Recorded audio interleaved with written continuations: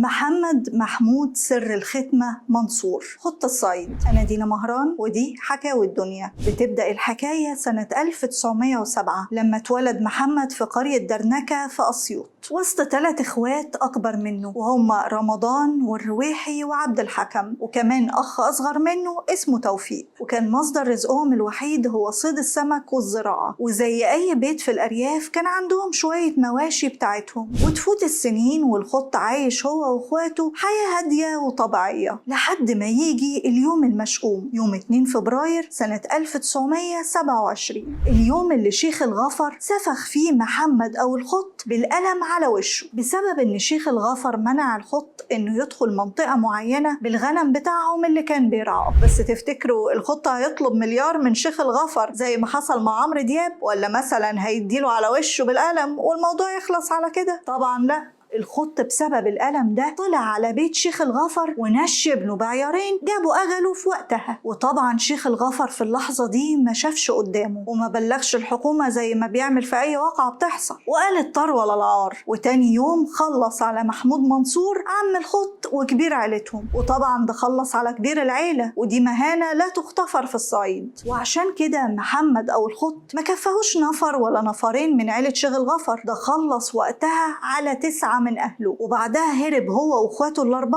على جبل الشيخ بخيت. وجبل الشيخ بخيت كان مقصد للمطاريد في الوقت ده، وفي نفس الوقت كان نقطة البداية لخط الصعيد، لأن بعد فترة قصيرة من وجود الخط هو وأخواته على الجبل قدر يفرض سيطرته عليه وعلى جزء كبير من المطاريد اللي قرروا يسلموا ليه ويبقوا تبعه. وابتدى الخط يعمل منهم تشكيل عصابي ويكون قائد عليهم، وبقى واجب عليه إنه يوفر للمطاريد دول 3 حاجات عشان يفضلوا تحت سيطرته، وهم الفلوس والأكل وأدوات التنفيذ اللي هيخلصوا بيها، اللي هي بلغة الصعايدة الفرفر، ودي ما كانش فيه أكتر منها في الوقت ده، وده بسبب الضباط الإنجليز اللي كانوا بيتاجروا فيها بالجملة. فكان الخط هو واللي معاه بيفرضوا إتاوة على أي حد يكون بيملك حتة أرض، وده طبعا مقابل إنهم يحموه هو وأرضه. وطبعا اللي ما كانش بيوافق يديله الإتاوة كان بيتاويه وبرضه ياخد الأرض. وتفوت الأيام ويعرف الخط من ناس كان زارعهم في بلده إن شيخ الغفر لسه حطه في دماغه وكمان بيدور عليه، لدرجة إنه راح أبنوب في أسيوط مخصوص علشان يأجر واحد من العرب يخلص على الخط. ولما عرف الخط ميعاد الزيارة المعتبرة دي نزل من على الجبل هو وكام واحد من رجالته وقطع الطريق اللي بين درنكة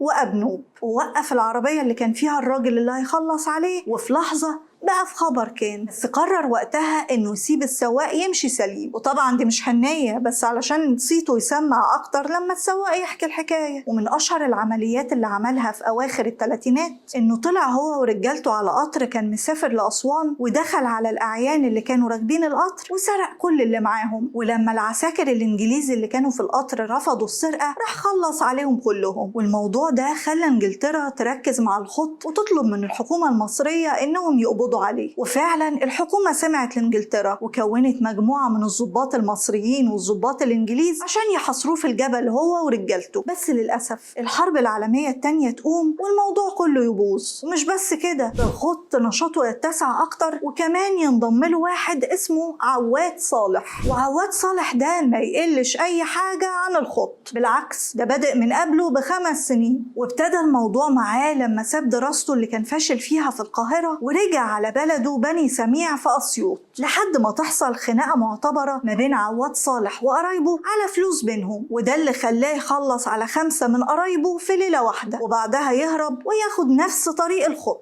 ولما جت الحرب العالمية التانية زي ما تقول كده هيبة عواد قلت، لأنه ظهر كتير زيه في الوقت ده، وكمان رجالته بعدت عنه واحد ورا التاني. والموضوع ده خلاه يعرض على الخط إنه يشتغل معاه، بس بشرط إنه يتجوز أخت واحد من رجالته، وده كان زي عادة عند العصابات علشان يدوا لبعض الأمان. وطبعا التعاون ده كان صدمة كبيرة بالنسبة للحكومة والأعيان، لأن الحكومة كانت شايفة إن الخط متهور ومشاعره هي اللي سايقاه، وده كان هيسهل عليهم القبض عليه في يوم من الأيام. إنما لما هو وعواد يكونوا إيد واحدة ده معناه إن العصابة بقى ليها تقل أكتر، وده لأن عواد بيعرف يفكر بالعقل ويخطط أكتر، وده طبعا لأنه متعلم. أما الأعيان فمصيبتهم كانت تقيلة، لأن كان فيهم اللي بيتحمى من الخط فيروح لعواد، واللي يتحمى من العواد كان بيروح للخط، إنما دلوقتي الدنيا بقت سدح مداح. ومع الوقت راح إخوات الخط الأربعة في عملية من العمليات اللي بتحصل مع الحكومة، بس في الحقيقة مغلبش كتير لأنه عوضهم ب3 أهم منهم بالنسبة له. وأولهم كان إيده اليمين أحمد جابر اللي مسؤول على كل العمليات اللي كانت بتتنفذ على الأرض، وأبو الصالحين اللي كان مزروع جوه المديرية، وده طبعا عشان ينقل له كل تحركاتهم، فكان دايما بيبقى عنده خبر إن الحكومة جاية ناحيته، وده طبعا اللي كان بيخليه يهرب كل مرة قبل ما يوصلوا له. ودول طبعا غير عواد اللي بقى العقل المدبر للعصابة واللي كلمته كانت مسموعة زي الخط بالظبط. وتفوت السنين وصيت الخط ورجالته ينتشر أكتر وأكتر، لدرجة إن في سنة 1947 في حفلة عيد ميلاد الملك فاروق اتريق الملك على محمد عزيز أباظة اللي كان ماسك مديرية أسيوط في الفترة دي، وقال له بهزار وهو بيلمح عن فشله في القبض على الخط كل المدة دي: هو صحيح يا محمد اسم الخط بيتنطق إزاي؟ وفي نفس السنة، في سنة 1947 كانت نهاية أسطورة الخط